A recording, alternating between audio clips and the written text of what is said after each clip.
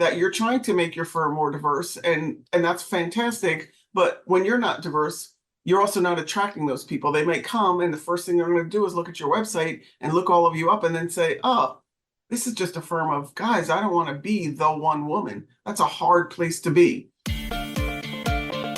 Welcome to Breaking Money Silence, a podcast series aimed at helping all of us talk more openly about money. Your host, Kathleen Burns Kingsbury, is a wealth psychology expert who is doing what she does best, speaking about taboo topics. International speaker, author, and founder of KBK Wealth Connection, Kathleen understands money and our relationship with it. Now, here is Kathleen. Hi, this is Kathleen Burns Kingsbury, the host of the Breaking Money Silence podcast. This year in 2024, we're doing a special series all year long on unleashing your true value, specifically designed to help women advisors and related financial professionals identify and communicate their value so they can earn more, be more profitable, and have greater financial well-being. We're going to have guests from the financial services industry, coaches, consultants, people who can give you a different perspective and offer different tactics for unleashing your true value so you can feel better about making sales, feel better about earning more, and ultimately we can close the gender wage gap in the wealth management industry. So I thank you so much for tuning in, and I hope you enjoy this week's episode.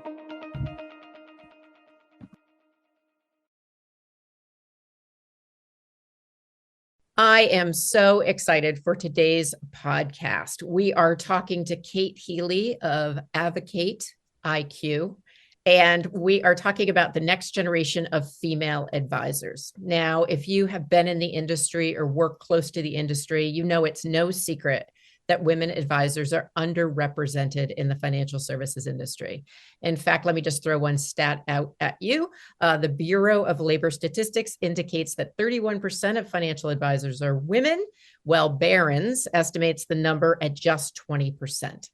Meanwhile, the CFP board has stated that 23% of certified financial planners are women. No matter how you slice and dice it, in my opinion, it's pretty clear that it is still a predominantly male field. The thing that is interesting and what we're going to be talking about is many wealth management and investment firms are looking to hire more women, but still, over the course of my whole career, have struggled to attract and retain them. So today, Kate and I are going to unpack this. She's an expert and tireless advocate for the next generation advisor. Kate's work focuses on making the industry more inclusive. That goes beyond gender, and ensuring that individuals from diverse backgrounds in terms of race, gender, educational background are welcome and successful in the field. Again, we're going to focus in on the next generation female advisor and how firms can do a better job hiring and promoting women, and how women out there who are listening can do a better job advocating for themselves by communicating their true value clearly and confidently. Welcome, Kate, to the podcast. Kathleen, thanks so much for having me. You know that this is a subject near and dear to both of our hearts. So I'm excited to dive in and, to your point, see where we are, see where we've been, and see where we need to go. Yeah, one of the things that, both of us have been working on for a long time is helping women advance in the financial services industry, to have more women come into the industry. And the key point is to stay in the industry, get into leadership. But this has been problematic since I started in 2008 and during your career as well. So what do you think the biggest roadblock is for women in the financial services profession? I know that's like the $1 million question, but solve all the issues, Kate, today in this podcast. Exactly. I wish there was just one, Kathleen. There's not. And that's, I think, part of the challenge is if there was one issue, we would have fixed it. But there are a lot of different issues, right? We can dive into as many of them as we want. But, number one is awareness. Women just do not know that this career exists. You just gave the stats, and we can go stat crazy if we want, but the reality is there are not enough women here. And the women that are here, 2/3 of them fell into their position, meaning they didn't search out seek a career in financial services. It kind of appeared and they joined. So only a third of women who are in financial services actually went to become and have a career in financial services. So think about that, right? You don't even know this job exists. So how do we expect to get more women when 2/3 of them just stumble upon it? So that awareness issue is huge, and we have to start much, much earlier. We need to start in high school, in grammar school, because there's no awareness that this is even out there, right? So how do we start to change the mindsets, right? Well, we've seen what they're doing in STEM, where they're bringing, computer science and engineering, all of these things to young girls at a much younger age. We need to do the same thing in this profession and really start to showcase the career that this can be. And it is a phenomenal career. I was just doing a session for Diversitas, which is something we can talk about as well, which is for college students, just to talk about how phenomenal this career is. And once you're in it, women want to stay in it. It's that hump that we have to get in to get them over. The other challenge is we only ever talk about women who are advisors. So when we just talked about all those statistics, we talked about 20%, 30%, 23% women CFPs. That's great, but those are women in advisory roles. I could name 5 women who are powerhouses in this career who actually aren't counted in those numbers because they're the CEO of their firm or the chief operating officer or the president, and they're not an advisor, so they don't get counted. So I'm not saying they're not underrepresented. They are, but we also need to do a better job of showcasing the fact that in the RIA profession, for instance, 46% of staff are women. So that's almost half. We're scaring people away by saying there's only a third of the women, there's only 20% women. We have to talk about the entire profession. It's not just financial planning and advice. There's the entire ecosystem that goes around that. There's the fintech part. There is the marketing part. There's the compliance. There's trading. There's legal. There's running the company as the president. All of these different roles also exist. So there is a lot more around awareness, but we also have to speak to all the roles that happen in financial services. The talk that I was just giving was actually called Hidden Figures. Talking all about the career paths that you don't know that exist in financial services. There are over 5 million people in financial services that includes the accounting profession. But by talking about these numbers of 250 or 350,000 advisors, we're just leaving out a whole swath of people that can join. That's so interesting because, my ideal client tends to be the woman financial advisor. So I often think in advising terms and a lot of the work that I do, but you have such a great point. Not only is the lack of awareness, but the fact that we're not counting. And I know some of these powerhouse women that are not financial advisors in the profession, we're not counting everybody. So I think that's a really cool distinction. Now, one of the things I hear from the firms that I work with is that they're interested in having more women in the profession, but then often what they say is we can't find them or they don't apply for the job. And I hear the exact same thing when it comes to racial diversity and trying to recruit more people of diverse backgrounds. Now, I'm wondering, is it that the industry is blaming the individuals and that, for some reason they're not standing up, or is it that they're not going where they need to go in order to attract and retain, in this case, more women or more people of diversity? I think that the industry and the profession is starting to wake up to the fact that people development, leadership, hiring, recruiting is actually hard. Mm-hmm. It is not a build it and they will come. So when advisors say all the time, like, I can't find any, well, where are you looking? You're going to the same places that you looked before. You're going to LinkedIn. You're going to recruit at your alma mater. And those are all great, but you have to start to reach out and go to more diverse places to find more diverse people. When I was in marketing and I wanted a certain marketing skill set, I remember having the conversation with my HR department saying, I need you to join these chat groups because that's where the people that I want are going to be. They're not going to be sitting over here on LinkedIn. They're creative people. I'm not saying they're not on LinkedIn, but they're doing a lot more activity around maybe some other websites or chat groups or things like that, or associations. That's where I want you to go. So I think that the realization that this isn't an easy, it used to be very easy. You want to hire someone, you put out a job and people are, coming to the door like, hey, yes, we want to work here. It is not easy when you're trying to be specific about the people that you want to hire and you're trying to fulfill a gap.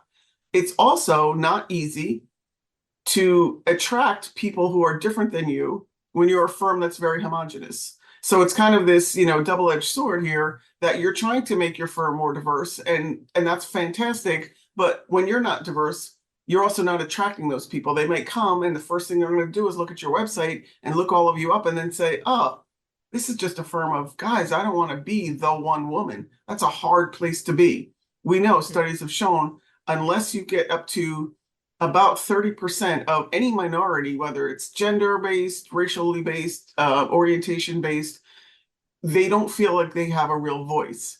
And so people know that, and they don't want to be the first one or the one that's there. And so firms really need to start to show, yes, right, it's okay that you're there, but you're trying, that you are maybe homogenous right now. But how do you show that you're willing to break through that is to get involved in other organizations, show what you're supportive of, support women's groups. But you have to do this authentically, right? You can't just do this to check the box and get more people in. I often say the other challenge with our statistics is it's a denominator problem, right? We have a ton of people in this profession who are over the age of 60 and over the age of 70, and most of them are white men. By having them in the denominator, they're automatically shrinking the numerator because there are more of them.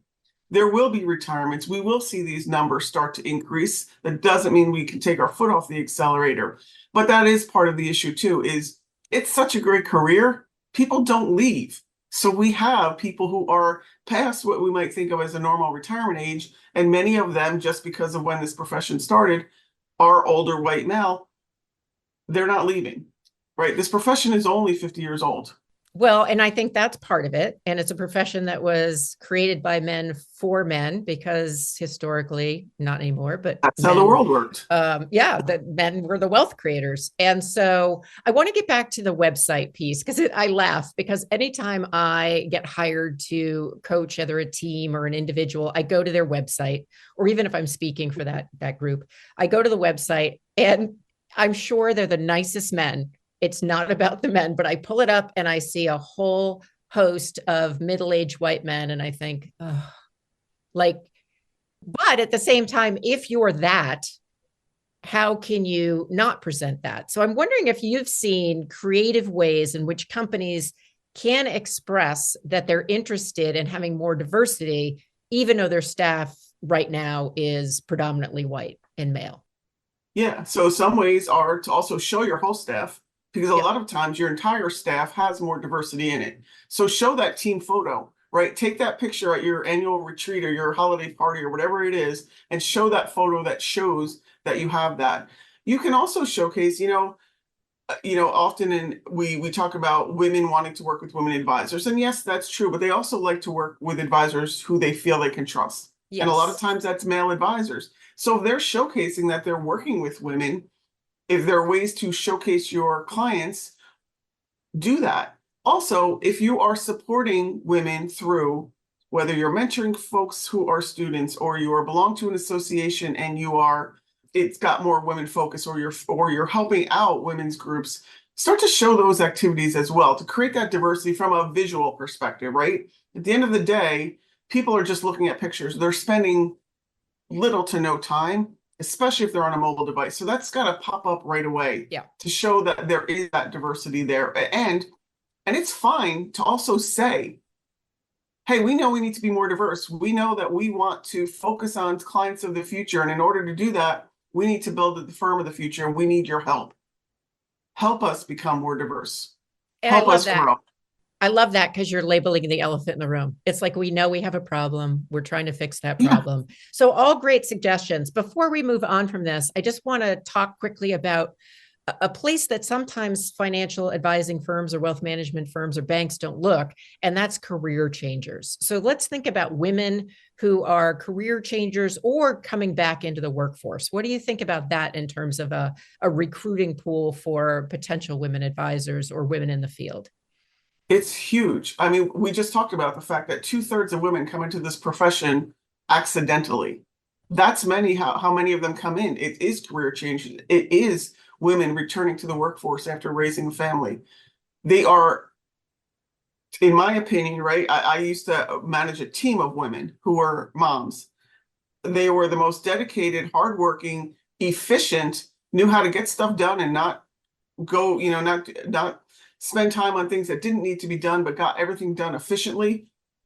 And it didn't have to be in the work hours of 9 to 5. Flexibility is huge in attracting those women. And I tell advisors all the time, talk to your clients. Your clients are some of the most aware people of what it is that you do, right? If you're not a great marketer, if you don't have a great value proposition, your clients get your value proposition. They're the ones that can say, this is a great firm. Your clients may be interested. Your clients are going to have friends and neighbors or colleagues that could be interested in joining this profession. So they are a great network. I think advisors misidentify how useful their clients are as a network to do this. And then there's your alumni groups, whether it's your alumni group from college, or if you were a career changer yourself, your alumni group from where you used to work. Many companies have these now kind of groups where people who work, they've got a page on LinkedIn or a page on their website where you can actually communicate and network with each other. It is a great way to get to find more women, and then go to associations that women belong to, right? The Forte Foundation, it is the Association of Women MBAs. That is a powerhouse group of women that you would want to tap into. So there are so many opportunities to do that. But I love that you brought up career changes, because it's something that is hard to scale, right? It's not like we have this full scale program around career changers, but I think it's one of the most powerful ways to bring in a pipeline of talent. And so by doing all of these things, women are master networkers. If you get one or two in your network, oh my God, you've got the world covered, because between them, they are going to have everyone else that you need to talk to. So, start to approach them, approach your spouse, approach your children, approach your clients, and look at associations that target women. Yeah, no, all great tips. And I think it's really thinking outside of the box. And I know even for me, when I'm recruiting guests for the podcast, it is very easy for me to find guests that look just like me. Yeah. When I have to be purposeful, when I want to have more diversity on the podcast. And so it makes perfect sense. We get comfortable, and it's getting out of that comfort zone. And not necessarily blaming the individual. I really think the solution is twofold. We need to help women be aware. We also need to help wealth management firms recruit better and more efficiently in a diverse pool, which I know you're very dedicated to doing. So in a moment, we are going to talk about next generation advisors, because I think they are the hope of the future. But before we do, we're going to take a quick break. We are with Kate Healy of AdvoKate IQ. Feeling exhausted from the constant struggle to communicate your true value? Are you battling the fear and uncertainty that often accompany building a service-based business? If so, the Unleash Your True Value private coaching program could be the solution you've been searching for. Designed by Kathleen Burns Kingsbury, wealth psychology expert and money mindset coach for the ambitious woman poised to elevate her business to new heights. Find out if the program is right for you. Simply email kbk@kbkwealthconnection.com now to set up a free consultation. We are having a great conversation with Kate Healy of AdvoKate IQ. She is here today to talk about the next generation women advisors. And so far, we've talked a little bit about the opportunities in the field. What are some of the challenges for recruiting women advisors? And I want to talk a little bit now, Kate, about the superpowers of next generation advisors. Because when you think about a profession, as the wealth management industry is, where you have a lot of people who are in their 50s and 60s, a lot of people of a different generation, and you think, hire the next generation female advisor. Part of what may come up for them is, oh, I don't want to work with millennials and Gen Zs. Right, wrong, or indifferent. So in your work with next gen advisors, and let's focus specifically on women if possible, what do you think their superpower is? Like, why should these, and I can be politically incorrect because it's my podcast, why should these old guys really care about recruiting these young women? They're so smart, they're so passionate, and they have so many ideas. what I love about next gen women is I watch them creating the world in which they want to work.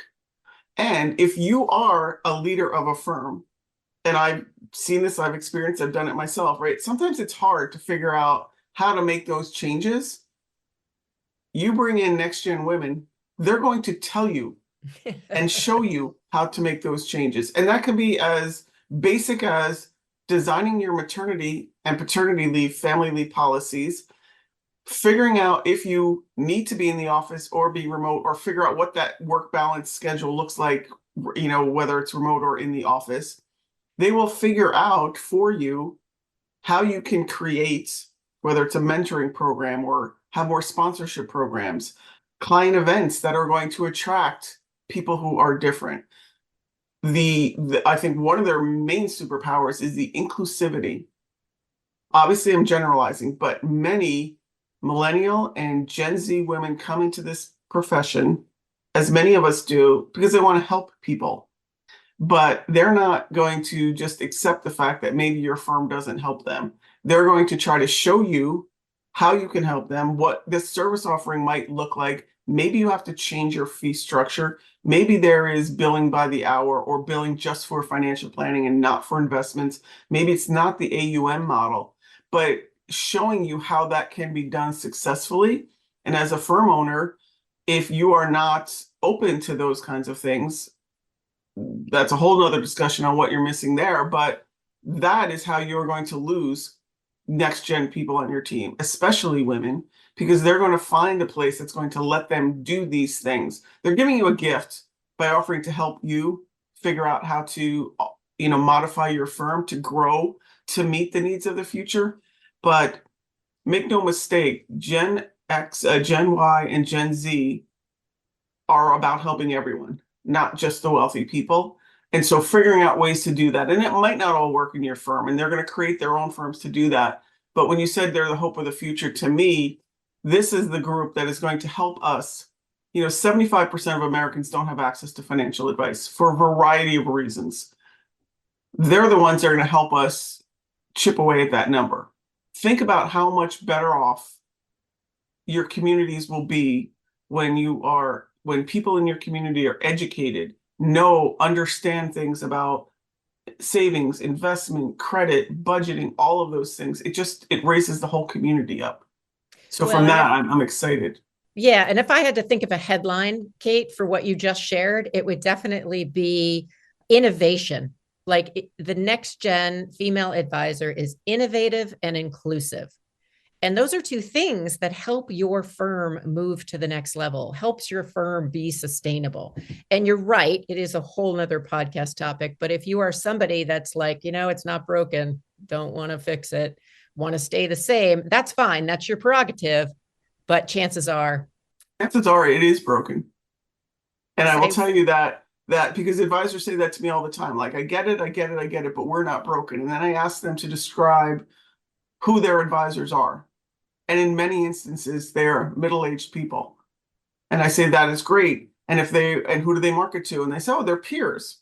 That's their natural group. They've got money and all of that. And we have this huge retirement tsunami coming.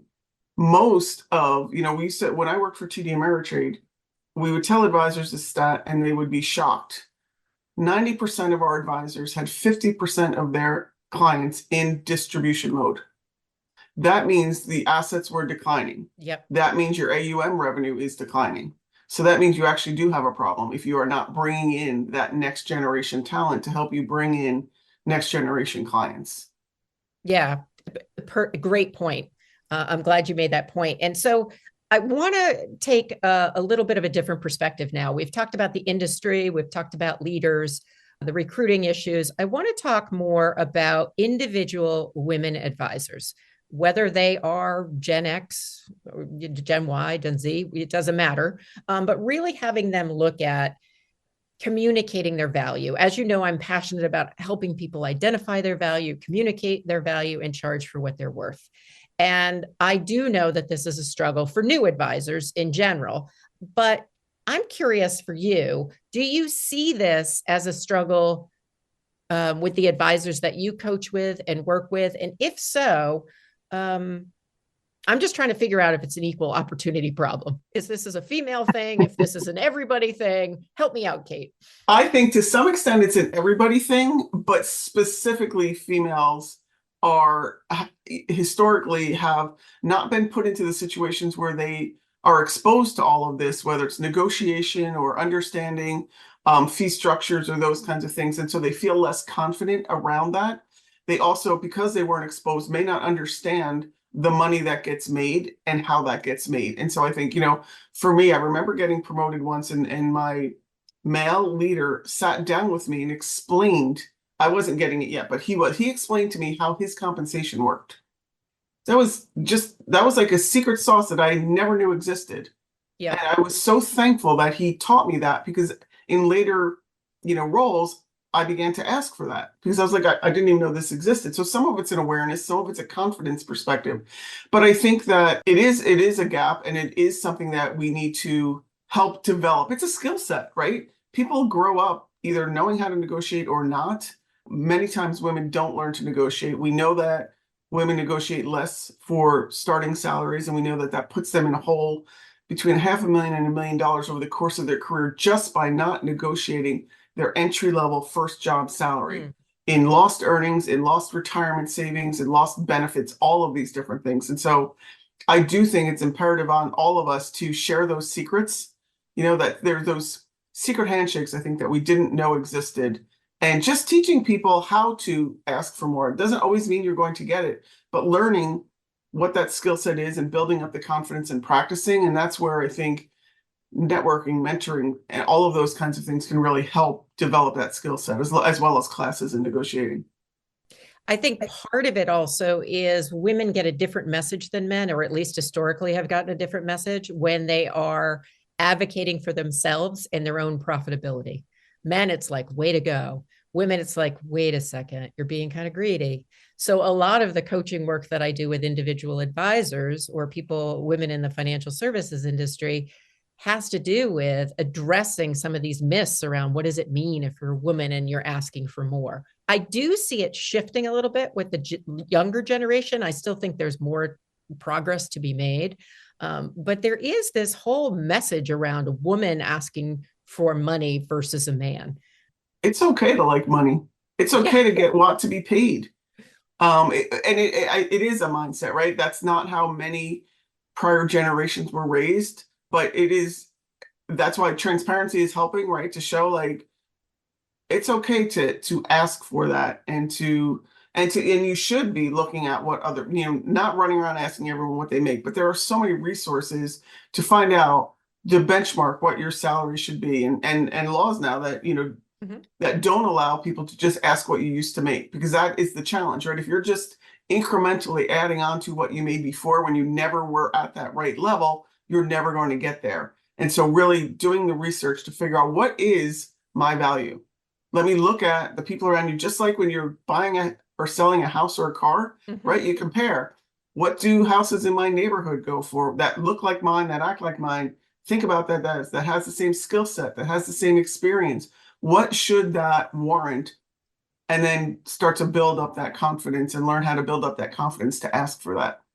And I think that research is really important. And then it's also learning, and some of this comes with being in the profession longer, learning to stand in your power, learning to be okay, that it's okay to make money. I also think there's a different mindset or a different strategy of somebody who works in finance communicating to a leader during a salary negotiation, or even just day to day, letting them know the value that they're providing, versus a client or an advisor trying to onboard a client. And what is interesting to me is a lot of the advisors talk to me, they don't think they're negotiating. And we're negotiating every day. And dare I say, I think women are really good at negotiating. Think about how many things you've already negotiated this morning before you even listen to this podcast. It's probably like, who's going to buy the milk? Who's going to pick up Johnny? Who's going to do, X, Y, and Z? We are negotiating all the time. It's just really thinking about how we can communicate that value to a prospect or a client. Do you find a similar thing when it comes to negotiating, and specifically client-facing women advisors, that they don't think they're negotiating? Or do you see it a little bit differently? I think what I love is and you talked about this, is I've seen the younger generations be very mindful of what their worth is. And they put it out there and they say, this is what I charge. And if that isn't something you think is of value to you, I might not be the person for you, but I can recommend some others who are. I think that is wonderful. It gets a little challenging too, depending on where you work. Are you the entrepreneur running your own firm, or are you part of a team? I think you have a little more backing behind you if you're part of a team. Well, this is what my firm charges. So and so that is a way to help you build it. And I think the messaging isn't, this is what my firm charges, is this is what my value is.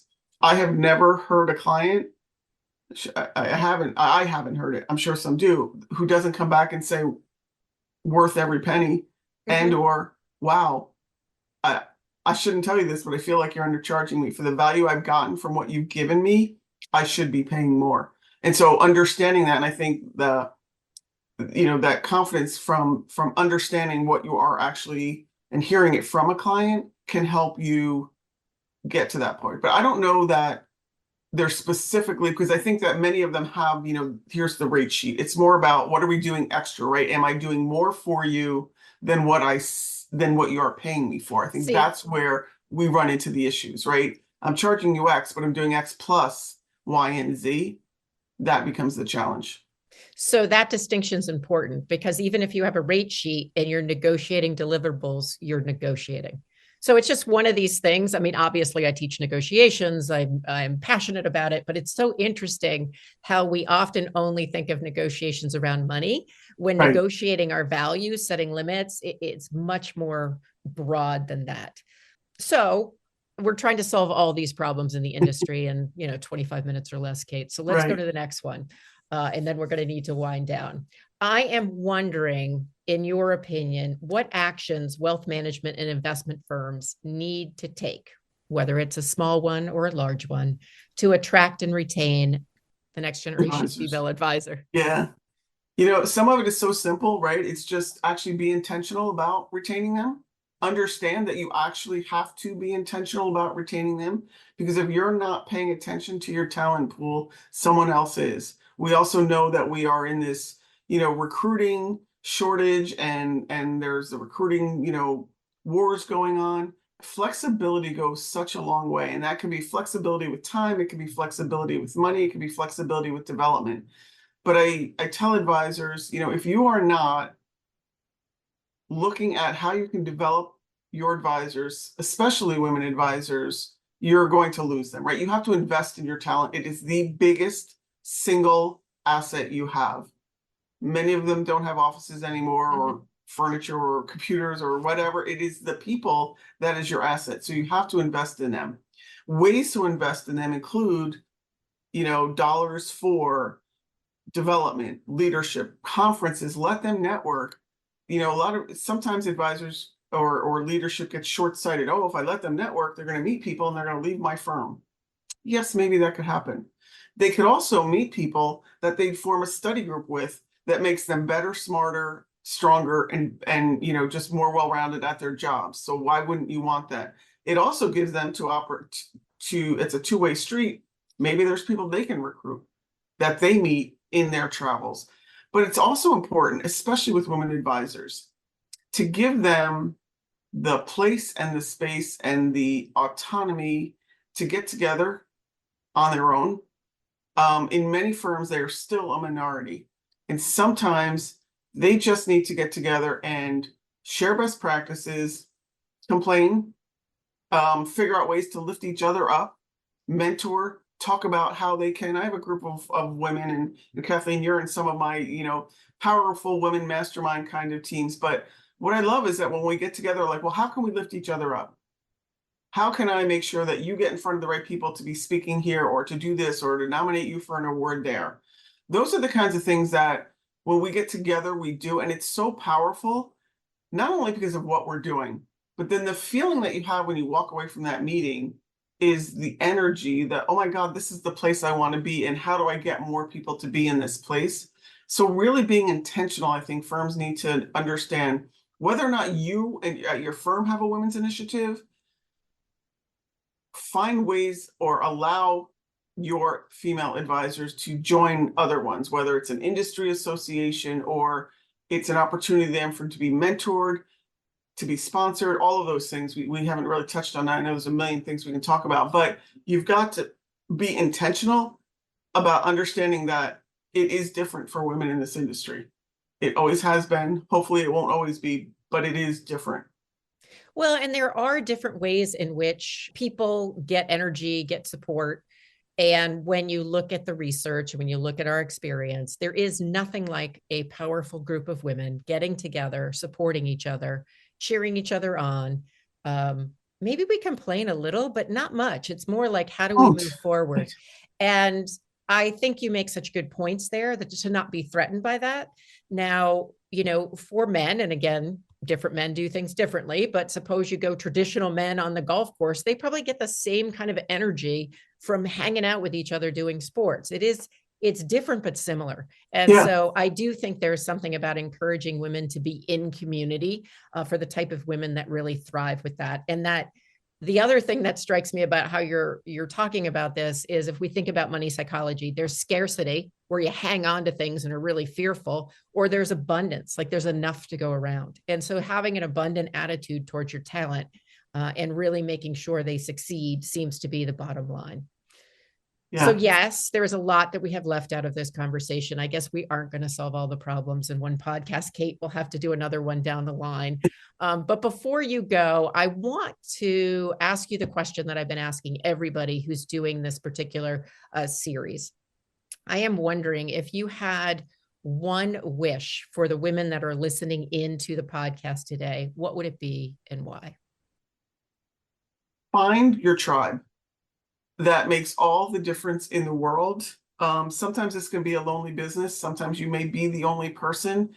Your tribe is out there. And I'm gonna do two, even though you said one. For all those of us that are in the tribe, we need to make sure that we're opening up that door to bring other people in. Because sometimes we get so happy and excited and to see each other that we don't realize that we might look closed door. As we are bringing new people into this business, we need to make sure that they're coming into the tribes, because that is the best support for all of us. So I would say find your tribe. I love that. That is awesome. And I am very thankful that you are part of that tribe, Kate. So where can people find out more about you and what you're up to these days? And you have such great advice, how they can hire you. Yeah, absolutely. So I started AdvoKate IQ about 6 months ago after decades in this industry. And so I guess the easiest place to find me right now is on LinkedIn or Twitter. You can find me on the social medias and, just DM me through there and you can email me at kate.healy@katehealy.biz. That's another way to get in touch with me. Excellent. I'll put those links in the show notes, and I highly encourage people find some time to connect with Kate. Thank you so much for breaking money silence with me and helping talk about kind of the passion that I have and you have around helping women unleash their true value. Thanks so much for having me, Kathleen. Appreciate all you're doing. Thank you for listening to Breaking Money Silence, hosted by Kathleen Burns Kingsbury, a wealth psychology expert, author, and founder of KBK Wealth Connection. If you like what you heard today, be sure to subscribe on iTunes or your favorite podcast app and leave a review. Also, share this episode with your friends and family. It is a great way to get the conversation started. For more money talk tips and information, or to hire Kathleen to speak at your next event, go to www.breakingmoneysilence.com.